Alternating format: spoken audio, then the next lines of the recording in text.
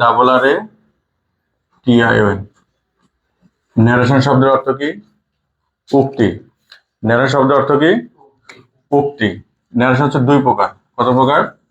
দুই প্রকার। একদম সহজ পদ্ধতিতে, হ্যাঁ, যে কিভাবে ন্যারেশন শেখা যায়। তো ন্যারেশন শেখার জন্য কয়েকটা প্রথমে ধাপ শিখতে হবে। এক নম্বর লেখা হচ্ছে PRONOUN, প্রোনাউন। মানে ন্যারেশনের সময় প্রোনাউনের একটা কাজ আছে, সেই প্রোনাউনটা একটু ভালো মতো শিখতে হবে। যেমন আই, মি, মাই। তারপর হচ্ছে উই, আস, আওয়ার। মানে তিনটা ফর্ম আছে। প্রথমটাকে বলে সাবজেক্টিভ, তারপর একটা অবজেক্টিভ, তারপরটা হচ্ছে positive. I, me, my, we, us, hour.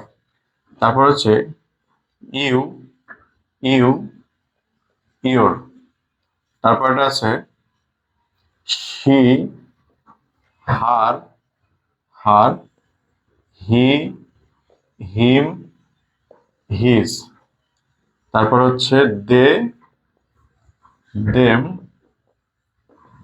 দেয়ার।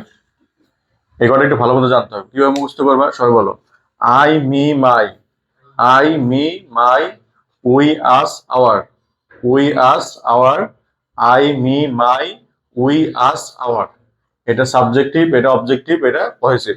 আমি বলি এটা হলো 1 নম্বর ফর্ম, এটা 2 নম্বর ফর্ম, এটা হচ্ছে 3 নম্বর ফর্ম। তো মনে রাখতে হবে এর মধ্যে এইটা হচ্ছে ফার্স্ট পারসন। কোন পারসন? First person. এটা হলো সেকেন্ড পারসন। কোন পারসন? Second person. আর নিচের তিনটা অর্থাৎ I, me, my, we, us, our এগুলো first person. You, you, your এটা হলো সেকেন্ড পারসন। আর she, her, her, he, him, his, they, them, their এটা কোন person? Third person. 3RD, third person. মানে পারসন ন্যারেশন করার সময় যেখানে যেখানে পারসন থাকবে সব পারসন চেঞ্জ হবে। কথা কি বোঝা গেছে? যদি পারসন চেঞ্জ করতে না পারো তাহলে ন্যারেশন একটা লাইনে করতে পারবে না। আচ্ছা, এটা উঠেছে। আচ্ছা, এটা মুছে দিলাম। পার্সনের পরে তোমাকে জানতে হবে হচ্ছে ডিরেক্ট আর হচ্ছে ইনডাইরেক্ট। ন্যারেশন দুই প্রকার আগে বলছে, তাই না? একটা হচ্ছে DIRECT ডিরেক্ট, একটা হচ্ছে কি INDIRECT ইনডিরেক্ট। অর্থাৎ আমরা শুধু একভাবে শিখবো, ডিরেক্ট থেকে ইনডিরেক্ট করা। তো তোমরা জানো এম, ইজ, আর থাকলে কি হয় বলো তো? ওয়াজ, ওয়ার। এম ইজ আর থাকলে কি হয়? ওয়াজ, ওয়ার। লিখে নাও। হ্যাভ হ্যাজ থাকলে কি হয়? হ্যাভ হ্যাজ থাকলে কি হয়? হ্যাড। শ্যাল থাকলে কি হয়? শুড অথবা উড। বুঝছো? এবার উইল থাকলে কি হয়? উইল থাকলে উড। ক্যান থাকলে কুড। মে থাকলে মাইট। মাস্ট থাকলে হ্যাড টু। মাস্ট থাকলে কি হবে? Had to. এবার ডু অথবা ডাস থাকলে হবে হচ্ছে ডিড। ডু ডাস থাকলে কি হবে? ডিড।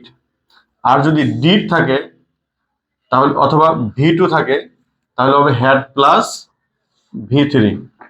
V2 বলতে ভার্ব বাস্তব, হয়। আর V1 থাকলে কি হয়? V2। ঠিক আছে? এবার ওয়াজ ওয়্যার থাকলে ওয়াজ অথবা ওয়্যার তাহলে হবে হ্যাড বিন। কি হবে? Had been. দেখো এম ইজার থাকলে ওয়াজ ওয়্যার হয়, আর ওয়াজ ওয়্যার থাকলে কি হয়? ওয়াজ ওয়্যার থাকলে হচ্ছে এম ইজার হয় না, ওয়াজ ওয়্যার থাকলে হয় হচ্ছে হ্যাড বিন। আমি এটাকে বলি ওয়ান সাইড লাভ, মানে শুধু একদিকে যাবে। এম ইজার থাকলে ওয়াজ ওয়্যার হবে, কিন্তু ওয়াজ ওয়্যার থাকলে অ্যামিজার হবে না। হ্যাভ হ্যাজ থাকলে হ্যাড হবে, কিন্তু হ্যাড থাকলে অ্যামিজার হ্যাভ হ্যাজ হবে না। কথা কি বোঝা গেছে? এটা হ্যাড থাকলে হ্যাডই হবে। যদি শুড আছে মনে করো, শুড থাকলে শ্যাল হবে না, শুড থাকলে কি হবে? শুডই হবে। উইল থাকলে উইলই হবে। ঠিক আছে? আচ্ছা, আর আরেকটু আছে। তাহলে অ্যামিজার থাকলে কি হবে? অজয়। হ্যাভ হ্যাজ থাকলে হ্যাড, শ্যাল থাকলে শুড, উইল থাকলে উড, ক্যান থাকলে কুড, মে থাকলে মাইট, মাস্ট থাকলে হ্যাড টু, ডু ডাস থাকলে did. R did plus V2 থাকলে অথবা V2 থাকলে কি হবে? Had plus V3। Had plus V3 হবে। আর V1 থাকলে V2, ওয়াজ ওয়্যার থাকলে হ্যাড বিন। খুব সহজে মনে রাখতে হবে। আরো কয়টা আছে একটু লিখে নাও। আর কয়টা এরকম, যদি টুডে থাকে তাহলে হবে হচ্ছে কি দ্যাট ডে, অথবা টু নাইট থাকলে হবে দ্যাট নাইট। তারপর হচ্ছে YESTERDAY, ইয়েস্টারডে থাকলে কি হবে? ইয়েস্টারডে থাকলে হচ্ছে দা PRIVIOUS, প্রিভিয়াস ডে, অথবা দা কি ডে বিফোর। হ্যাঁ, তারপর TOMORRW, টুমোর থাকলে হবে কি দা নেক্সট ডে। বলো টুমোর থাকলে কি হবে? The next day. তারপর হচ্ছে THIS, দিস থাকলে কি হয়? দ্যাট। তারপর হচ্ছে হেয়ার থাকলে কি হয়? THERE, there. THERES, this, this থাকলে হয় হলো দোস, দিস থাকলে কি হয়? দোস। ওকে, এরপরে কাম, কাম থাকলে হয় হচ্ছে গো। নাও, নাও থাকলে হয় হলো দেন, না থাকলে কি হয়? দেন হয়। তারপর হচ্ছে এগো, এগো থাকলে হয় BEFORE, বিফোর, এগো থাকলে কি হয়? বিফোর। THUS, দাস থাকলে হয় সো। মোটামুটি এগুলো মনে রাখলে হবে, আর দু একটা আসলে যখন আমরা ন্যারেশন করবো তখন আমরা শিখতে পারবো। ঠিক আছে, তাহলে টুডে থাকলে কি হয়?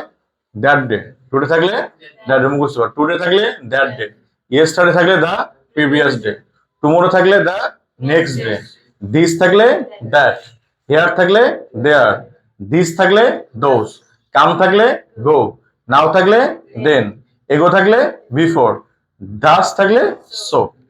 মনে থাকবে? হ্যাঁ, চালু করছে, দেখো চালু আছে না? হ্যাঁ, তাহলে টুডে থাকলে কি হবে? দ্যাট ডে, ইয়েস্টারডে থাকলে দা প্রিভিয়াস ডে, টুমোরো থাকলে দা নেক্সট ডে, দিস থাকলে দ্যাট, হেয়ার থাকলে দেয়ার, তারপর হচ্ছে দিস থাকলে দোজ, কাম থাকলে গো, নাও থাকলে দেন, এগো থাকলে বিফোর, ডাস থাকলে সো। এইগুলো যদি জানা যায় তাহলে হচ্ছে, তাহলে প্রথমে প্রোনাউন শিখাইলাম, আর এখানে ওয়ার্ড চেঞ্জ শিখালাম, ডিরেক্ট থাকলে ইনডিরেক্টলি কোন কোন ওয়ার্ড বসে। এরপর আসলে হচ্ছে মেইন জিনিসে যাব। বলতো সেন্টেন্স কত প্রকার? সেন্টেন্স, সেন্টেন্স হলো হলো 5 প্রকার। সেন্টেন্স কত প্রকার? 5 প্রকার। এই 5 প্রকার সেন্টেন্স তোমরা খাতার একদম শুরুতে এই পাশে লিখবা, হ্যাঁ, কোনো জায়গা রাখবা না, কারণ ওইখানে অনেক কিছু লিখতে হবে। সেন্টেন্স হলো, প্রথম হলো এক প্রকার অ্যাসার্টিভ, ASSERTIV, অ্যাসার্টিভ। তারপর 2 নাম্বার কি? INTERROGATIV, interrogative. 3 নাম্বার হচ্ছে IMPERATIV, ইম্পারেটিভ। 4 নাম্বার হচ্ছে অবজেক্টিভ। 5 নাম্বার হলো EXCLAMATORY। তাহলে সেন্টেন্স কত প্রকার?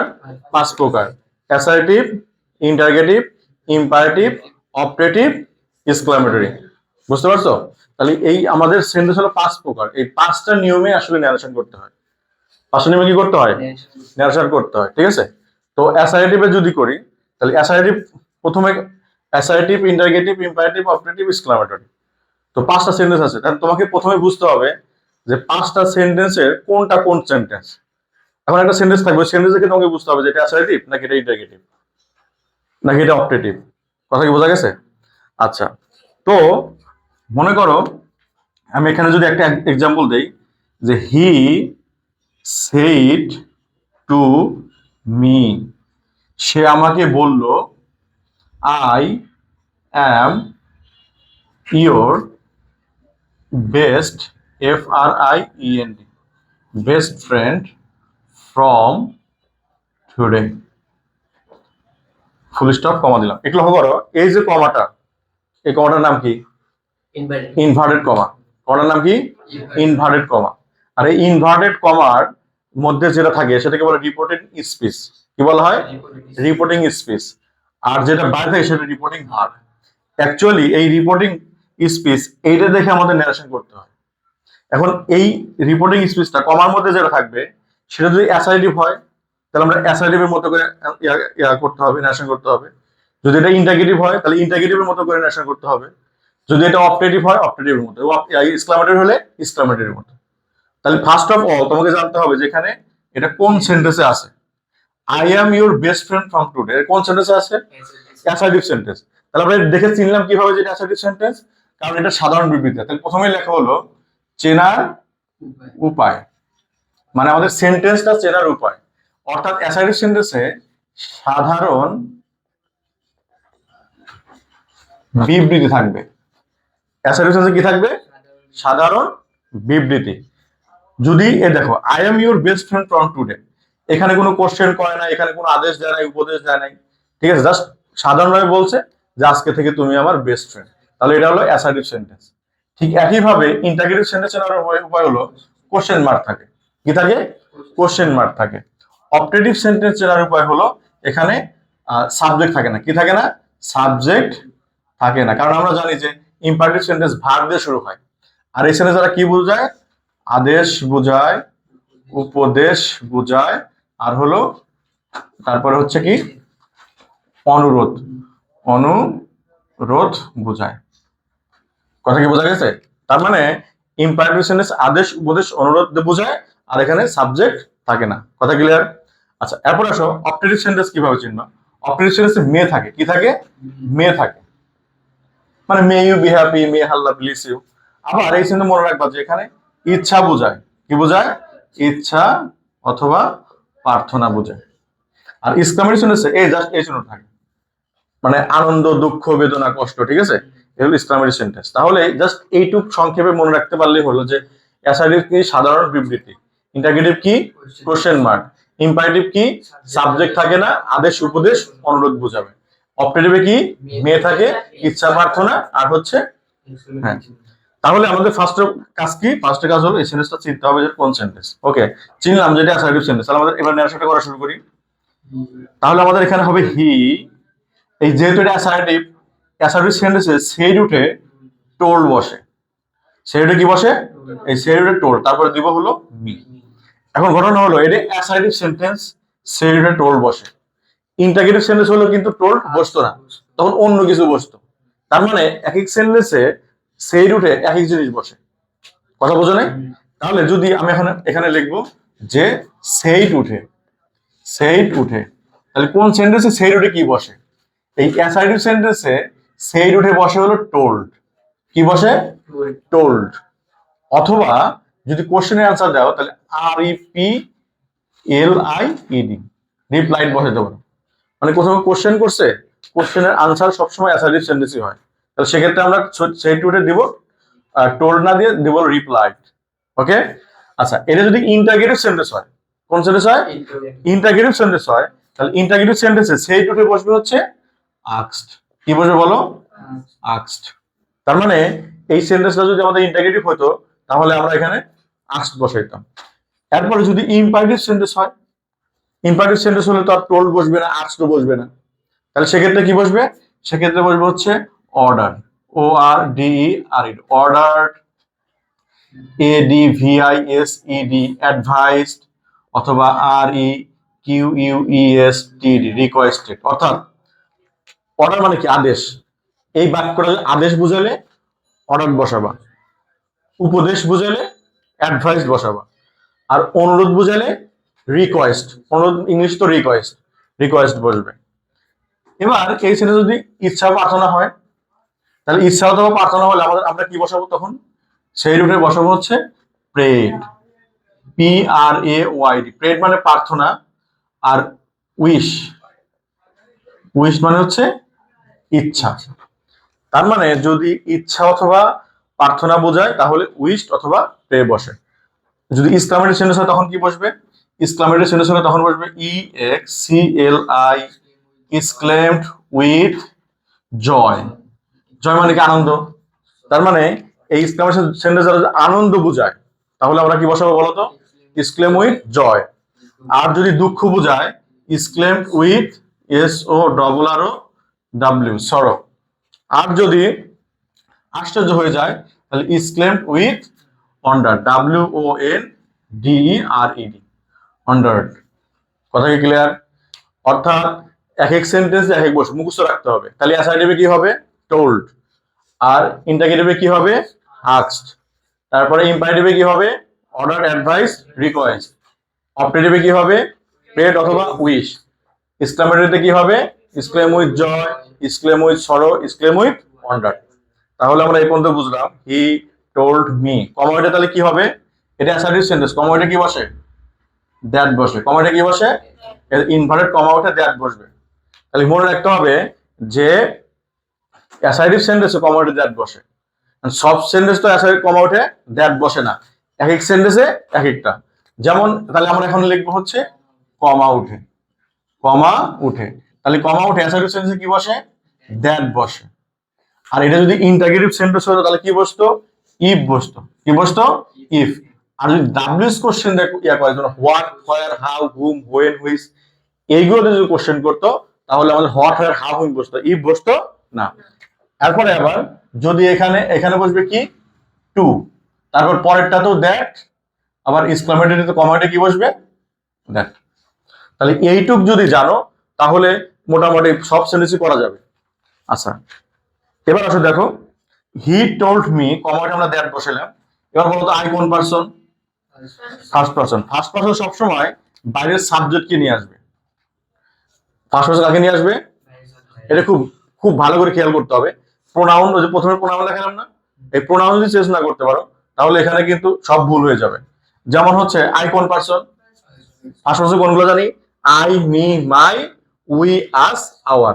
এই ফার্স্ট পারসন যদি থাকে তাহলে প্রথমে সাবজেক্টকে নিয়ে যাবে, হি।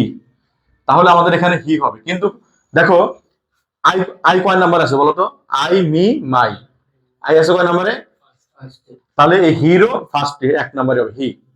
আচ্ছা বলো তো আই না থেকে যদি এখানে মি থাকতো, সাপোজ মি, তাহলে মি কোন পারসন? First person. না, ফার্স্ট পারসন দুই নম্বরে আছে, ফার্স্ট পারসন। তাহলে ও এই হি কে নিয়ে যাবে।